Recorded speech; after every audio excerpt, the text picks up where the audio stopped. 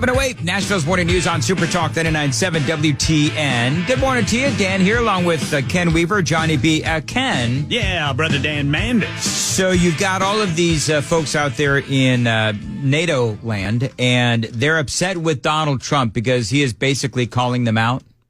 I don't know if that's exactly it, but he definitely has their attention. And you've got the Secretary Jan Stoltenberg, talking about how much money that NATO members have, committed to and have actually delivered. However, at the end of that, only about 18 of the 31 members will meet their financial obligations. Yep. Agreed to obligations in 2014. Only 18 of the 31 members will meet that goal this year. And I've got the list. Hold on one sec, though. This is from, I think this was CBS. Not protect you. In fact, I would encourage them to do whatever the hell they want. You got to pay. You got to pay your bills. Trump doubling down on social media. NATO has to equalize, and now. NATO countries do not pay set dues to the alliance and do not owe the U.S. money. But they do commit to spending a certain amount on national defense, and most of them have not reached that goal. Yeah, so it's supposed to be 2% of their GDP. Yep. And only 18 of them are going to meet it this year. I was kind of surprised when I saw this list, and I don't know why I'm surprised. All right. But the Daily Mail has a list of who's paying their bills and who's not. And by the way, I don't believe that Donald Trump was saying that, he was encouraging Russia to go attack these nations. Of course not.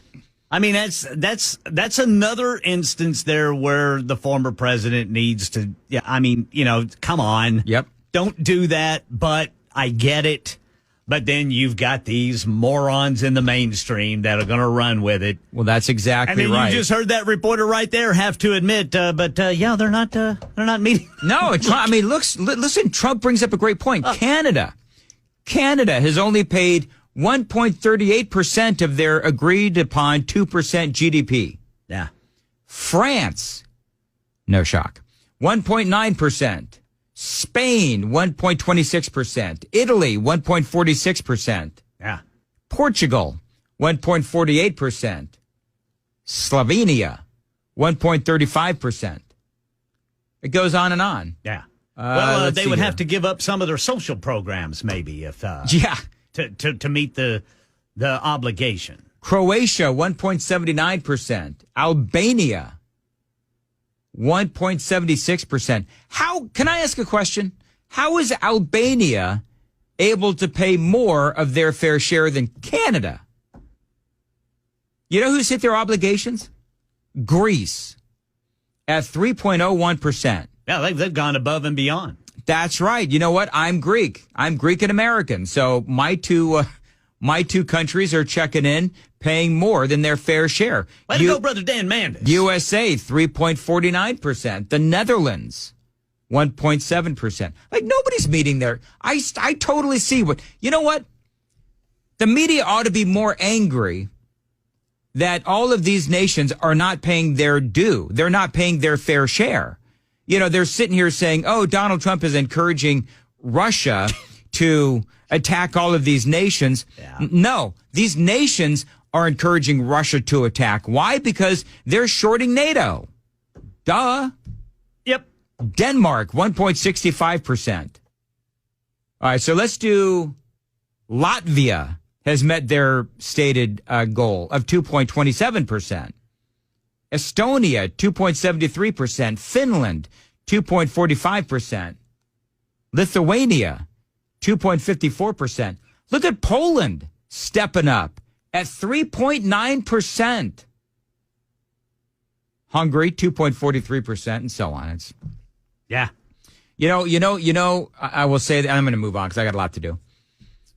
But to be candid, I think it is clear that if it is out there, and it is, that these nations are shorting NATO, then obviously they are the ones that are leaving NATO vulnerable to an attack because NATO doesn't have what they need to ward off a Russian attack. Well, and this goes back to former President Trump, who many times looks at things as either black or white. It's just like with the southern border crisis. he started building a wall. You got to stop them from coming over. And he's looking at NATO as a businessman, and he's saying, look, you agreed to 2% of your GDP.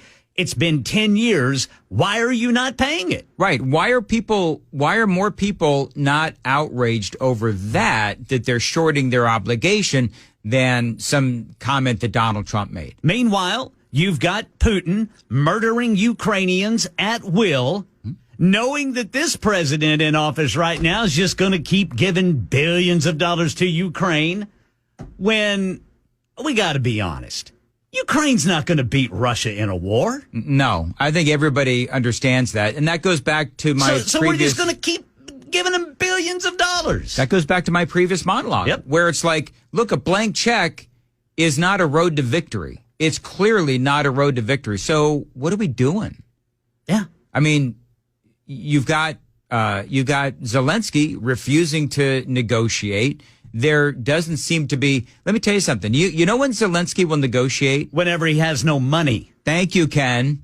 Whenever he doesn't have a blank check. That's exactly right. And that's not saying that Vladimir Putin is justified. He's a murderer. No, he absolutely is a murderer. But there's murderers in this world. Yes. And so we can't bankrupt our country. We can't destabilize our country and our military because we're running short on munitions. We can't shortchange our country. No. With, the situation in Ukraine and Russia, where Zelensky won't negotiate with Vladimir Putin. Now, Putin told Tucker Carlson he wants nothing to do with Poland, and, all he wants is those 3 regions there in Ukraine. Now, do you believe him? A lot of people don't. I don't know what to make of it. Yeah, I believe he wants them. Is it all he wants? No. Well, I think he would love to obviously put the band back together in the Soviet Union, but I think he also understands that the United Nations is standing in the way, and the United Nations, or I should say NATO, is an organization that will stand in their way. Yeah, it's a deterrent. Yeah, it is absolutely a deterrent. So, in Putin, as much as I don't think he doesn't want to get into a widespread war with NATO. I don't think that he does. But bottom line is, there needs to be some sort of an exit strategy. And again, just a blank checkbook is not what's going to cut it. It's simply not going to cut it. We do need an exit strategy. And when there is none, it makes absolutely no sense for us to keep doing what we're doing, especially at the cost of the American people, especially, as I mentioned in the previous hour, on a day when we find out that our money is worth less. And of course, the Democrats and some Republicans are not willing to work with us on any kind of border security as well. So yeah, I totally understand. And people are castigating me for playing Joe Biden audio. I'm sorry, but I think that it's important to let you know what Joe Biden is saying and how he is calling you basically supporting a ruthless, murderous dictator if you have a worry that we're giving too much money to Ukraine. Yeah. You can be, hey, can we be cognizant that we're giving away billions of dollars in the black hole that is corrupt Ukraine, and acknowledge the fact that you can be against that and not be for a murderous dictator. Right. But see, that's the problem, as you said, Ken, that, the people like Joe Biden, they really try to paint this as black and white to make you or me seem unreasonable, when in reality it is unreasonable to expect the American people to continuously fund what is going on in Ukraine without any kind of accountability or an exit strategy. Right. Boy, are we late. At least with Israel, we know what Benjamin Netanyahu's end game is. Iron Dome. He's going to end Hamas. He's going to end Hamas. They were unjustly attacked. And what is it that our money goes for Israel? We know exactly where that money goes. Yep. It goes to fund the Iron Dome. And by the way, what we give Israel every year is a fraction of what we're giving to Ukraine. So 8207 brings up this point. Remember, Dan Hitler said that he only wanted to unify German-speaking countries, and we see how that ended up. I understand that, and here's the deal, is that we are clearly, obviously, watching Vladimir Putin. And for Donald Trump, and of course, all conversations usually go back to Donald Trump and Joe Biden because they are our last two presidents.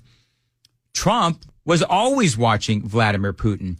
And I can't tell you how many times I said this, which is that you've got to keep your enemies closer. And that's what Donald Trump did with Vladimir Putin. People always say, oh my God, he's praising Vladimir Putin. No, you ninnies. What he's doing is he's keeping Vladimir Putin closer. You keep your enemies close. You keep an eye on your enemies. That's what you do.